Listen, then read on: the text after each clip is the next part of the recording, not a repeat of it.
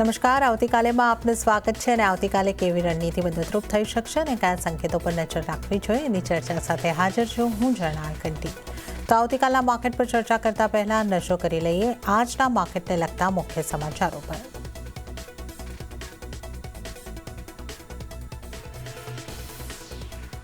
So I'm doing a trade deal with India and I have great respect and love. As you know, for Prime Minister Modi, we have a great relationship. ત્યારે જ Asia Pacific economic સમિટમાં Donald ટ્રમ્પનું મોટું નિવેદન, કહ્યું ભારત સાથે trade deal કરવા જઈ રહ્યો છું। સાથે જ પીએમ મોદીના પણ કર્યા વખાણ, કહ્યું પીએમ મોદી એક મહાન નેતા અને મારા સારા મિત્ર, તેમના માટે મનમાં ઘણું સન્માન।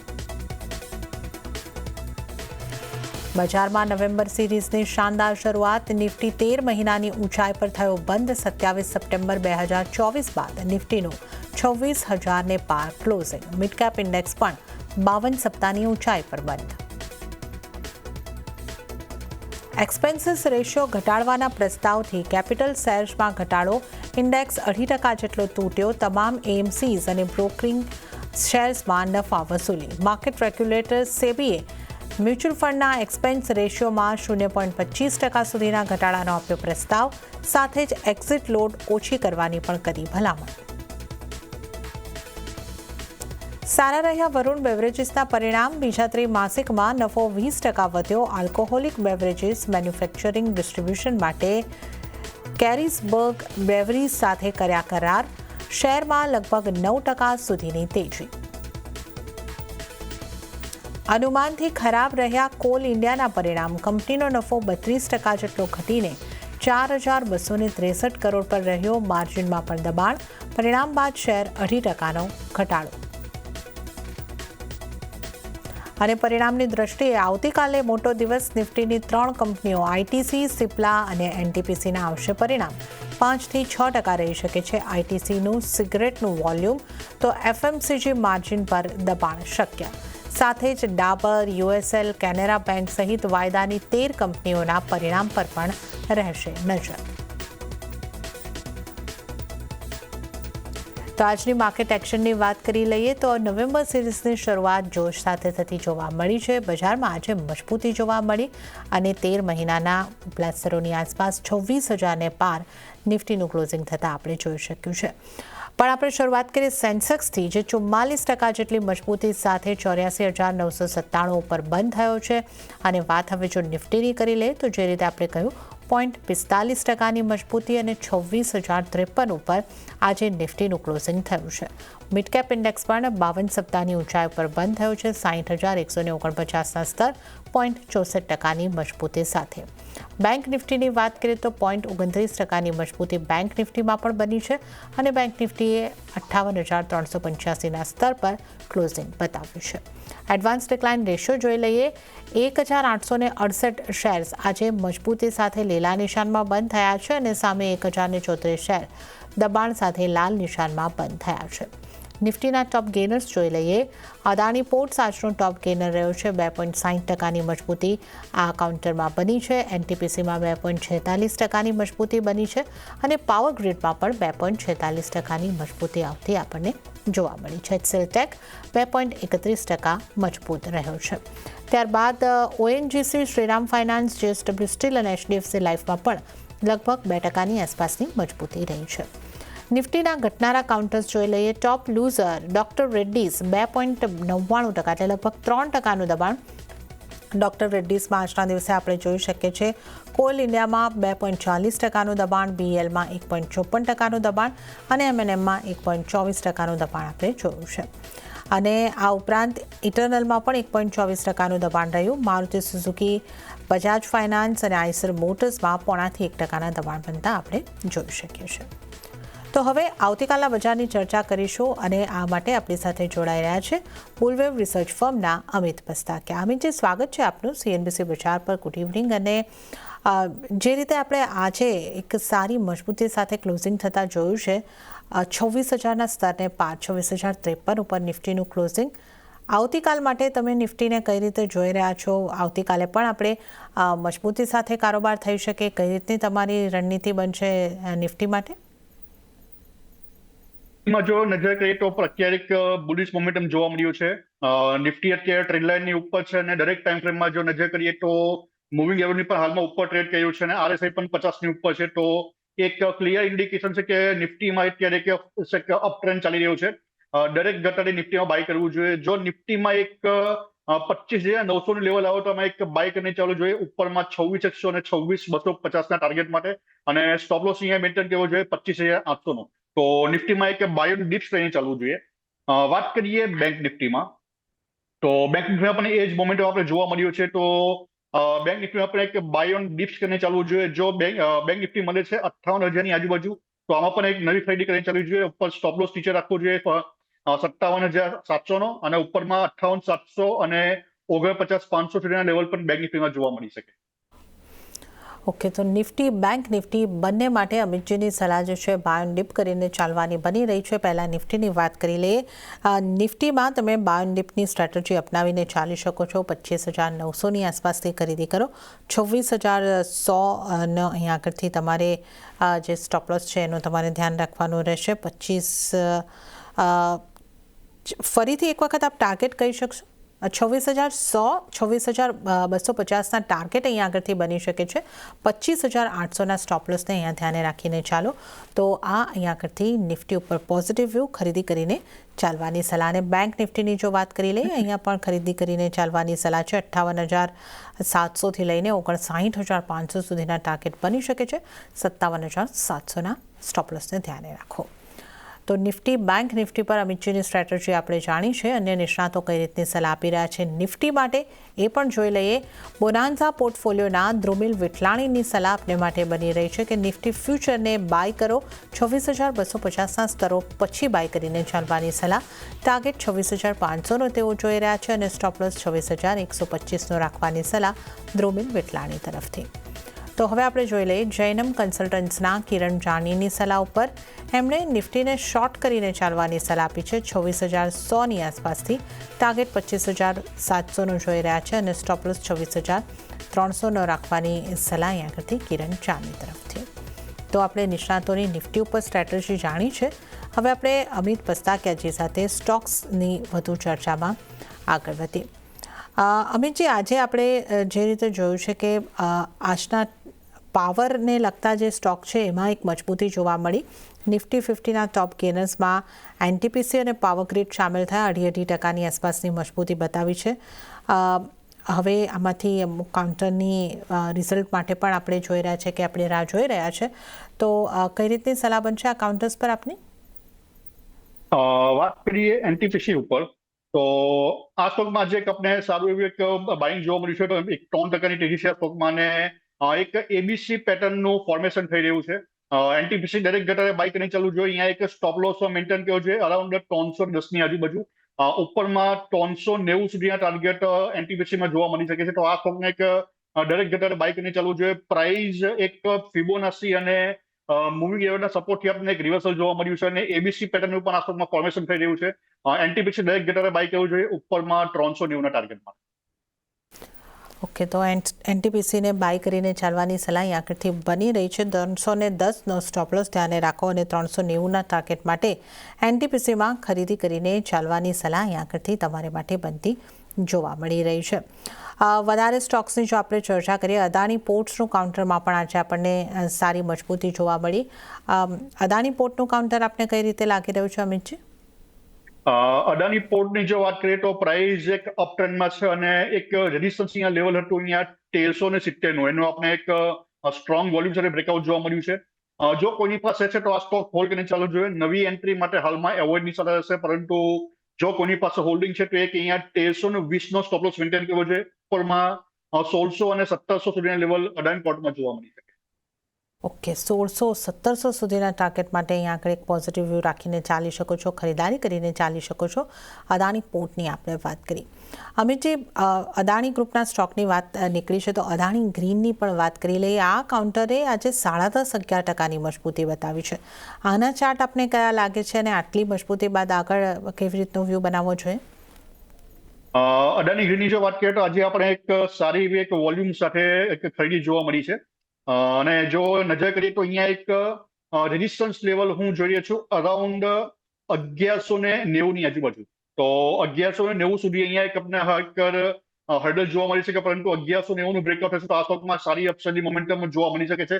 તો મારા માનવા પ્રમાણે એક બ્રેકઆઉટની વેટ કેવી જોઈએ 1190 ના જો બ્રેકઆઉટ રહે ત્યારબાદ આ સ્ટોકમાં નવી એન્ટ્રી કેવી છે ઉપરમાં 1530 સુધીના ટાર્ગેટ અદાણી ગ્રીનમાં જોવા મળી શકે. ઓકે, તો બ્રેકઆઉટ પછી બાય કરો. અદાણી ગ્રીન માટે આ સલાહ બની રહી છે. 1190 બાદ તમે અહીંયા આગળથી બાઇંગની સ્ટ્રેટેજી બનાવી શકો છો અને 1530ના ટાર્ગેટ તો તમને બનતા દેખાઈ શકે છે. તો 1190 માટે અત્યારે વેટ કરો. તો આ એક સલાહ અહીંયા આગળથી અદાણી ગ્રીન ઉપર બની રહી છે. હવે આપણે ખાસ કરીને વાત કરી લઈએ જે NBFCs કે ફાઇનાન્સ રિલેટેડ સ્ટોક છે. M&M ફાઇનાન્સ 5% મજબૂત, શ્રીરામ ફાઇનાન્સ 2.5% મજબૂત. આ સ્ટોકને આપ કઈ રીતે જોઈ રહ્યા છો? ફાઇનાન્સમાં જો નજર કરીએ તો એક હુડકોની જો વાત કરીએ તો હુડકોમાં એક સારી એવી મોમેન્ટમ આજે જોવા મળી છે. આપણે એક ઇન્વર્ટેડ હેડ એન્ડ શોલ્ડર પેટર્નનું પણ ફોર્મેશન થઈ રહ્યું છે અને પ્રાઇસમાં એક મૂવિંગ એવરેજ સપોર્ટથી એક રિવર્સલ જોવા મળ્યું છે. તો હુડકો આપણે અગાઉ પણ એકવાર કોલ આપ્યો હતો અને જો કોની પાસે હોલ્ડિંગ છે તો હોલ્ડ કરીને ચાલવું જોઈએ. ઉપરમાં 250 અને 270 ના લેવલ હુડકોમાં જોવા મળી શકે છે. વાત કરીએ શ્રીરામ ફાઇનાન્સમાં, તો શ્રીરામ ફાઇનાન્સમાં આજે એક સારી એવી ખરીદી જોવા મળી છે અને પ્રાઇસ એક ઓલ ટાઈમ હાઈનું આપણે બ્રેકઆઉટ જોવા મળ્યું છે. નવી એન્ટ્રી માટે શ્રીરામ ફાઇનાન્સને એવોઇડની સલાહ રહેશે, પરંતુ જો કોઈની પાસે હોલ્ડિંગ છે તો 690 નો અહીંયા એક સ્ટોપ લોસ મેન્ટેન કર્યો છે. ઉપરમાં 790 ના ટાર્ગેટ શ્રીરામ ફાઇનાન્સમાં જોવા મળી શકે. ઓકે, તો હુડકોમાં ખરીદારી કરીને ચાલી શકો છો 250 સુધીના ટાર્ગેટ માટે. અને શ્રીરામ ફાઇનાન્સની વાત કરીએ, પોઝિશન છે તો હોલ્ડ કરીને ચાલી શકો છો 690ના સ્ટોપ લોસની સાથે અને ટાર્ગેટ 790ના બની શકે છે. તો આ આપણે અહીંયા આગળથી ખાસ વાત કરી છે જે ફાઇનાન્સને લગતા સ્ટોક છે એની સાથે. જો બેંક્સની વાત કરી લઈએ, બેંકમાં આજે કઈ રીતનો કારોબાર રહ્યો છે? ICICI બેંક 0.5% મજબૂત, ઇન્ડસઇન્ડ બેંક આજે સારી મજબૂતી સાથે કામકાજ કરતી દિવસ દરમિયાન આપણને જોવા મળી હતી. HDFC બેંકની વાત કરીએ ત્યાં પણ 0.43%ની મજબૂતી, SBIમાં 1% મજબૂતી. બેંક્સ અને કાઉન્ટરને કઈ રીતે જુઓ છો, ત્યાં કઈ રીતની સલાહ આપશો અમિતજી? બેંક્સની જો વાત કરીએ તો HDFC બેંકને હાલમાં એવોઇડની સલાહ હશે. પ્રાઇસ અરાઉન્ડ પ્રીવિયસ હાઈની આજુબાજુ છે અને એક સાઇડવેઝ મોમેન્ટમ આ સ્ટોક માટે હું જોઈ રહ્યો છું. જો બેંક્સમાં કોઈ નવી બેંકમાં જો બાઇંગ કરવી હોય તો એક ઇન્ડસ બેંક ઉપર ધ્યાન રાખવું જોઈએ. અગર વાત કરીએ ઇન્ડસઇન્ડ બેંકમાં તો પ્રાઇસમાં એક ફિબોનાચી અને મૂવિંગ એવરેજના સપોર્ટથી આપણે રિવર્સલ જોવા મળ્યું છે. દરેક ઘટાડે આ સ્ટોકમાં નવી એન્ટ્રી કરી શકાય છે. ઉપરમાં 870 અને 1030 ના લેવલ ઇન્ડસ બેંકમાં જોવા મળી શકે. સૌથી પહેલા આપના ટ્રેડિંગ કોલ્સ જાણી લઈએ તો કયા સ્ટોક પર બની રહી છે આપની પસંદગી? બે સ્ટોક આપવાનું પસંદ કરીએ છીએ આજે અને એક સ્ટોક છે TCS. TCS ની ઉપર જો નજર કરીએ તો આપણે અહીંયા એક ટ્રેડ લાઇનનું બ્રેકઆઉટ જોવા મળ્યું છે. પ્રાઇસ પ્રીવિયસ હાઈથી અરાઉન્ડ 35% ડિક્લાઇન પર અત્યારે મળી રહી છે અને એક એઝ પર વેવ અહીંયા એક કરેક્શનની પેટર્ન પર હું કમ્પ્લીટ જોઈ રહ્યો છું. તો TCS બાય કરીને ચાલવું જોઈએ. અહીંયા સ્ટોપ લોસ મેન્ટેન કરવો જોઈએ 2850 નો અને ઉપરમાં 3500 અને 3700 ના લેવલ TCSમાં જોવા મળી શકે છે. બીજો એક સ્ટોક છે LIC હાઉસિંગ ફાઇનાન્સ. અગર LIC હાઉસિંગમાં પણ જો જોવામાં આવે તો એક રાઇઝિંગ વેજ પેટર્નનું અહીંયા એક ફોર્મેશન થઈ રહ્યું છે અને દરેક ઘટાડે આ સ્ટોક પણ બાય કરીને ચાલવું જોઈએ. ઉપરમાં એક રાઇઝિંગ વેજ પેટર્નનું ફોર્મેશન થઈ રહ્યું છે. દરેક ઘટાડે આ સ્ટોક બાય કરીને ચાલવું જોઈએ. એક 525 નો સ્ટોપ લોસ અહીંયા મેન્ટેન કરવો જોઈએ. ઉપરમાં 690 અને 740 ના લેવલ LIC હાઉસિંગમાં પણ જોવા મળી શકે. ઓકે, તો અમિતજીના બે પસંદગીના સ્ટોક ઉપર નજર કરી લઈએ. એક તો TCS, IT TCS ઉપર ખરીદી કરીને ચાલવાની સલાહ બની રહી છે.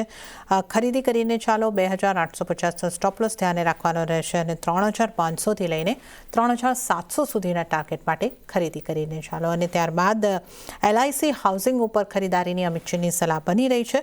525 સ્ટોપ લોસ અહીંયા આગળથી તમારે ધ્યાને રાખવાનો રહેશે અને 690થી લઈને 740 સુધીના ટાર્ગેટ માટે LIC હાઉસિંગ ફાઇનાન્સને ખરીદી કરીને ચાલો. તો આ બે ખાસ સ્ટોક અમિતજીની પસંદગીના સ્ટોક બની રહ્યા છે. આજે આપણે જે રીતે જોયું TCSની આપણે અહીંયા આગળથી વાત કરી દીધી છે. HCL ટેક પણ લગભગ 2.5% આસપાસ મજબૂતી દર્શાવી રહ્યો હતો અને IT ઇન્ડેક્સ જે થોડો નેગેટિવમાં કામકાજ કરી રહ્યો હતો આજે પોઝિટિવ થતો દેખાયો છે. તો HCL ટેકને આપ કઈ રીતે જોઈ રહ્યા છો અથવા TCS સિવાય અન્ય કોઈ સ્ટોક પણ આપ ધ્યાને રાખી રહ્યા છો? એચસીએલ ટેકને હાલમાં એક એવોર્ડની સલાહ રહેશે. એક કરેક્ટિવ પેટર્ન જે કહેવાય છે એઝ પર હજુ એમાં એક રનિંગ છે અને એક કમ્પ્લીટ થવાની એક વેટ કરવી જોઈએ. જો એચસીએલ ટેક મને છે અરાઉન્ડ 1400 લેવલની આજુબાજુ ત્યાં એક નવી એન્ટ્રી કરી શકાય છે, પરંતુ એચસીએલ હાલમાં એવોર્ડની સલાહ રહેશે. આઈટી સેક્ટરમાં જો બીજો એક સ્ટોક છે ઇન્ફોસિસ. અગર વાત કરીએ ઇન્ફોસિસમાં તો અહીંયા પણ આપણે એક વીકલી ટાઈમ ફ્રેમમાં ફ્લેટ કરેક્શન પેટર્ન અહીંયા કમ્પ્લીટ જોવા મળ્યું છે એઝ પર ઇલિયોટ વેવ. પ્રાઇઝમાં એક આપણે ટ્રેન્ડ લાઇનનું બ્રેકઆઉટ પણ જોવા મળ્યું છે, તો ઇન્ફોસિસ પણ બાય કરીને ચાલવું જોઈએ. અહીંયા એક સ્ટોપ લોસ મેન્ટેન કરવો જોઈએ 1400 નો, અને ઉપરમાં 1580 અને 1650 લેવલ ઇન્ફોસિસમાં પણ જોવા મળી શકે. ઓકે, તો અહીંયા આગળથી એચસીએલ ટેકને અવોઇડની સલાહ અત્યારના સ્તરોથી, અને ખાસ કરીને ઇન્ફોસિસમાં તમે બાય કરીને ચાલી શકો. 1400નો સ્ટોપ લોસ, 1650ના ટાર્ગેટ અહીંયા આગળથી બંધા દેખાઈ શકે છે. તો આ આપણે અહીંયા આગળથી આઈટીસીની વાત કરી. અમિતજી, વરુણ બેવરેજીસની વાત કરી લઈએ. આ સ્ટોકમાં આજે સારી એવી મજબૂતી, 9%ની આસપાસની મજબૂતી, સારા પરિણામોની અસર. હવે આ સ્ટોકમાં શું કરવું જોઈએ? વીબીએલમાં જો જોઈએ તો આજે આપણે એક ટ્રેન્ડ લાઇનનું ફ્રેશ બ્રેકઆઉટ જોવા મળ્યું છે. દરેક ઘટાડે આ સ્ટોક બાય કરવો જોઈએ. નીચેમાં એક 430 નો સ્ટોપ લોસ મેન્ટેન કરવો જોઈએ. ઉપરમાં 550 અને 580 સુધીના લેવલ વરુણ બેવરેજીસમાં જોવા મળી શકે છે. આ સ્ટોક દરેક ઘટાડે બાય કરી શકાય. બેવરેજીસને દરેક ઘટાડે બાય કરીને ચાલવાની સલાહ, અને આ રીતનો જ મૂવ આપણને સેલમાં પણ દેખાયો છે. અહીંયા પણ લગભગ પરિણામની અસર રહી છે. 6% મજબૂતી બની છે, અને સ્ટીલને લગતા સ્ટોક એક મજબૂતી સાથે કામકાજ કરી રહ્યા છે. ત્યારે મેટલને લગતા, સ્ટીલને લગતા સ્ટોકમાંથી આપની કઈ રીતની પસંદગી બનશે? અગર સેલની વાત કરીએ તો અહીંયા આપણે એક રાઉન્ડ બોટમ પેટર્નનું ફોર્મેશન થઈ રહ્યું છે. દરેક ઘટાડા સ્ટોક બાય કરી શકાય છે. ઉપરમાં એકવાર જો 147 બ્રેકઆઉટ થશે તો ઉપરમાં 158 અને 175 સુધીના લેવલ પણ જોવા મળી શકે છે. દરેક ઘટાડા સ્ટોક બાય કરવો જોઈએ અને સ્ટોપ લોસ અહીંયા મેન્ટેન કરવો જોઈએ અરાઉન્ડ 110 નો. સ્ટીલમાં જો બીજી વાત કરીએ, ટાટા સ્ટીલની વાત કરીએ, તો આ સ્ટોકમાં પણ એક બ્રેકઆઉટ લેવલ અગાઉ જણાવ્યું હતું કે 160 નું એક લેવલ જે છે બ્રેકઆઉટ લેવલ છે, તો એના બ્રેકઆઉટ પછી આપણે ફોલોઅપ કેન્ડલ્સ પણ જોવા મળી છે. 185 નું જો એક બ્રેકઆઉટ થાય છે એની ઉપર પ્રાઇસ સસ્ટેન છે 2-3 દિવસ, તો ઉપરમાં 200 અને 220 જેવા લેવલ પણ ટાટા સ્ટીલમાં જોવા મળી શકે છે. સેલમાં નવું બાઇંગ કરી શકાય છે, પરંતુ ટાટા સ્ટીલમાં જો કોઈની પાસે હોલ્ડ છે તો હોલ્ડ કરીને ચાલવું જોઈએ. નવી ખરીદી ટાટા સ્ટીલમાં એવોર્ડ કરવી જોઈએ, પરંતુ એક સ્ટોપ લોસ અહીંયા મેન્ટેન કરવો જોઈએ 160 નો. જો કોઈની પાસે હોલ્ડિંગ છે તો 160 નો સ્ટોપ લોસ મેન્ટેન કરવો જોઈએ. ઉપરમાં 200 અને 220 ના ટાર્ગેટ. ઓકે, તો સેલમાં તમે નવી બાઇંગ પણ કરીને ચાલી શકો છો, પણ ટાટા સ્ટીલમાં પોઝિશન છે તો હોલ્ડ કરો. 160ના સ્ટોપ લોસથી 200 અને એની ઉપરના ટાર્ગેટને બનતા તમે જોઈ શકો છો. તો આપણે સ્ટીલને લગતા સ્ટોકની આગળથી વાત કરી છે, પણ હવે એમસીસને લગતા સ્ટોકની વાત કરી લઈએ. કારણ કે સેબીએ જે કન્સલ્ટેશન પેપર એક્સપેન્સ રેશિયોને લઈને જાહેર કર્યું, ત્યારબાદ અહીંયા ઘટાડો આવતો જોવા મળ્યો છે. એચડીએફસી એએમસી જેવા સ્ટોક જે છે એ 4.5%ની આસપાસના દબાણ સાથે બંધ થયા છે. તો આ સ્પેસમાંથી આપની કઈ રીતની સલાહ બનશે, કયા સ્ટોક પર? વાત કરીએ એચડીએફસી એએમસીમાં તો અરાઉન્ડ ઓગસ્ટ મહિનાથી જોવામાં આવે તો 3 થી 4 મહિનાથી પ્રાઇસમાં એક 5900 નો હર્ડલ જેનો એક બ્રેકઆઉટ થવામાં ફેલ રહ્યો છે. પ્રાઇસમાં એક આપણે ચાર્ટ ઉપર નેગેટિવ ડાયવર્જન જોવા મળ્યું છે આરએસઆઈ ની ઉપર, તો એક ડિક્લાઇન આ સ્ટોકમાં જોવા મળી શકે છે કે એક 5000 નું એક જો લેવલ બ્રેક થાય તો નીચેમાં 4500 લેવલ પર એચડીએફસી એએમસી જોવા મળી શકે છે. એએમસી ના બધા સ્ટોકને હાલમાં એવોર્ડની સલાહ રહેશે. બધા જ સ્ટોક્સમાં જો નજર કરીએ તો આપણે એક નેગેટિવ મોમેન્ટમ જોવા મળી રહી છે. ઓકે, તો એમસીના સ્ટોકને તો અહીંયા આગળથી અવોઇડ કરીને ચાલવાની સલાહ બની રહી છે. નેગેટિવ મુવમેન્ટ દરેક સ્ટોકની અંદર દેખાઈ રહી છે. કોલ ઇન્ડિયાની પણ વાત કરી લઈએ. અહીંયા પણ પરિણામની અસર, અને પરિણામ બાદ આ સ્ટોકમાં ઘટાડો જોવા મળ્યો છે. લગભગ 2.5%ની આસપાસનું દબાણ કોલ ઇન્ડિયાના સ્ટોક ઉપર પણ બન્યું છે. તો આ સ્ટોકને તમે કઈ રીતે જુઓ છો, અને અહીંયા આપની કઈ રીતની સલાહ બનશે? કોલ ઇન્ડિયામાં જો નજર કરીએ તો અહીંયા આપણે એક ટ્રેન્ડ લાઇનનું બ્રેકઆઉટ જોવા મળ્યું છે, અને પ્રાઇસ હાલમાં જોઈએ તો બધા જ ટાઈમ ફ્રેમમાં મૂવિંગ એવરેજની ઉપર ટ્રેડ કરી રહ્યું છે, તો એક અપ ટ્રેન્ડ જોઈ રહ્યો છું. તો જો કોઈની પાસે હોલ્ડિંગ છે તો એક 340 નો સ્ટોપ લોસ અહીંયા મેન્ટેન કરવો જોઈએ. જો 340 નું બ્રેકડાઉન તો એક ફર્ધર ફોલ પોસિબલ છે. નવી એન્ટ્રી માટે હાલમાં એવોર્ડની સલાહ છે, પરંતુ જો કોઈની પાસે હોલ્ડિંગ છે તો 340 નો અહીંયા સ્ટોપ લોસ મેન્ટેન કરવો જોઈએ અને હોલ્ડ કરીને ચાલવું જોઈએ. એકવાર જો 340 ઉપર સસ્ટેન રહી છે તો ઉપરમાં 420 જેવા લેવલ કોલ ઇન્ડિયામાં જોવા મળી શકે. કોલ ઇન્ડિયાને હોલ્ડ 340નો સ્ટોપ લોસ અહીં આગળથી ધ્યાને રાખીને ચાલો. તો આ એક સલાહ અહીં આગળથી બનતી જોવા મળી રહી છે. કોલ ઇન્ડિયાની આપણે વાત કરી. HDFC લાઈફ આ સ્ટોક ઉપર એક વખત આપણે નજર કરી લઈએ. આપણે જે રીતે જોઈ રહ્યા છે આ સ્ટોક એક સારી મજબૂતી સાથે કામકાજ કરતો આપણને દેખાઈ રહ્યો છે અને સાથે જ SBI લાઈફ પણ જોઈ લઈએ. SBI લાઈફ આ પાછલા 3-4 દિવસમાં 7% જેટલો મજબૂત થઈ રહ્યો છે. તો લાઈફ ઇન્સ્યોરન્સને લગતા આ બંને સ્ટોક મજબૂતી સાથે કામકાજ કરી રહ્યા છે, કઈ રીતે તમે જોઈ રહ્યા છો? HDFC લાઈફમાં જો નજર કરીએ તો આપણે એક પ્રીવિયસ હાઈ જે હતો એક 770 જેનું આજે એક બ્રેકઆઉટ જોવા મળ્યું છે અને પ્રાઇસ અરાઉન્ડ એની આજુબાજુ ટ્રેડ કરી રહી છે. નવી એન્ટ્રી માટે આ સ્ટોકમાં એવોર્ડની શરત છે. એક રાઇઝિંગ વેજ પેટર્નનું ફોર્મેશન થઈ રહ્યું છે, તો નવી એન્ટ્રીમાં એક એવોર્ડની શરત છે. તો અને જો કોની પાસે હોલ્ડિંગ છે તો એક વાર 710 નો સ્ટોપ લોસ અહીંયા મેન્ટેન કર્યો છે. ઉપરમાં 800 અને 850 ના ટાર્ગેટ HDFC લાઈફમાં જોવા મળી શકે છે.